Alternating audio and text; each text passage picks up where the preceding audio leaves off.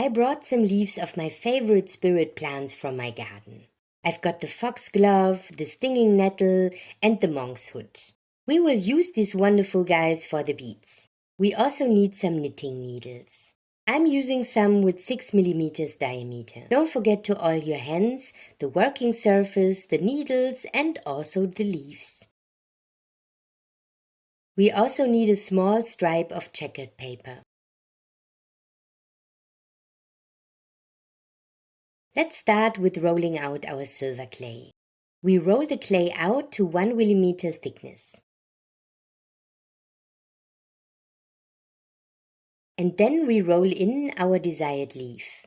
I'm using the foxglove here. Then remove the leaf and take the checkered paper stripe and place it on the area you want to use for your bead. I love to have the tip of the leaf because that gives it a nice organic look. I cut the leaf out with my blade. I don't recommend to use a needle to trace the shape because that will slightly fray the edges, and that's not good in this case.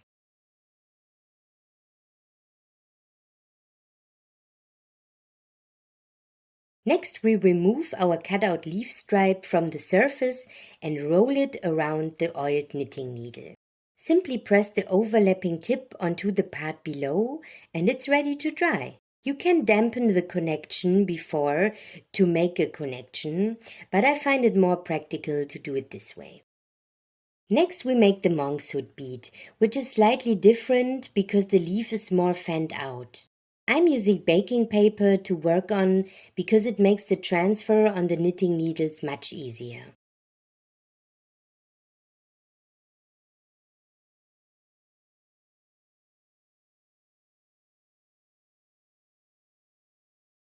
I try to cut out the frays of the leaf as accurate as possible.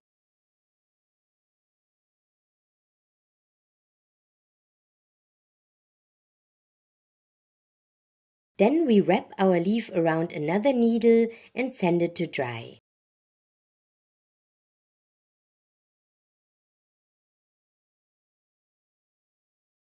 For the stinging nettle, we repeat the process as for the foxglove before.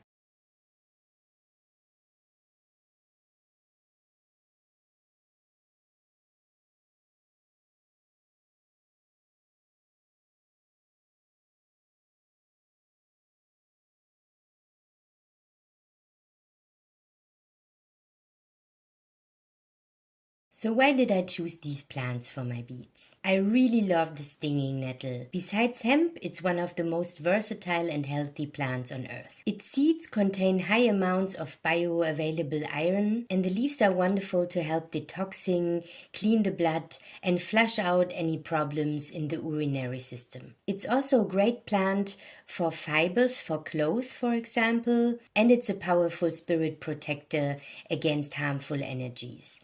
It's a real powerhouse. The foxglove is one of the most used pharmaceutical plants to treat heart diseases with their digitalis glycosides. The monkshood is one of the most poisonous plants in Europe, and it's a very powerful spiritual protector. It's one of my absolute favorite plants, and I named my channel and my brand Aconitune because I love it so much. I think our beads are dry now. After drying the beads, the edges need to be rounded with sanding paper. I'm using grit 800 and grit 1200.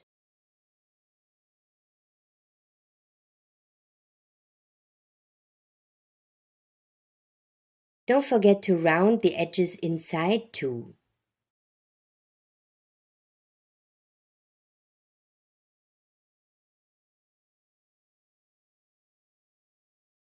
When everything is nicely smooth, we blend the overlapping parts of the bead with thin paste.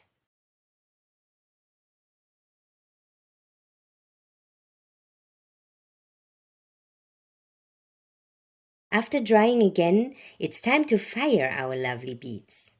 They already look and feel so great. At first the binder burns off. Then we fire for 10 minutes, maintaining a rosy peachy glow. As our beads don't contain stones, we can quench them after firing. This is how they come out. Time for the magic alchemy happening. Brushing with the brass brush reveals the silver. It's really exciting for me every time. Look at the lovely leaf veins and the details. I think these turned out great. I wouldn't polish those because the matte looks so natural. But I wanted to get the lovely veins contrasted out further. So let's add some patina. I've got 2 bowls here. The right one has 500 milliliters water with 3 tablespoons of baking soda. It's our stop solution for the oxidation. The left one contains super hot but not boiling water. I'm adding 1 drop of Beadsmith's liver of Sulfur XL Gel. You can add 2 drops if you want a faster oxidation. Then we put in our beads. Once they are well oxidized, we transfer them into the stop solution. This is how they look afterwards. We need another bowl containing dry baking soda. With the baking soda, we rub away the patina from the surface. Afterwards, rinse the beads with water. Look how the patina brought out every vein. What's your favorite spirit plant to use for this project? I'm very curious. Please drop it in the comments.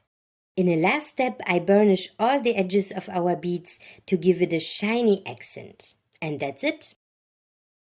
I really love these beads. They are so easy to make, yet they look lovely, and you can connect with this plant spirit and its frequency. It's wonderful jewelry for protection. And you can wear them as a single bead or in a combination of all 3. If you like this tutorial, please leave a like. Subscribe if you want more plant alchemy based tutorials with silver clay. Thanks for watching and see you next time on Aconitune.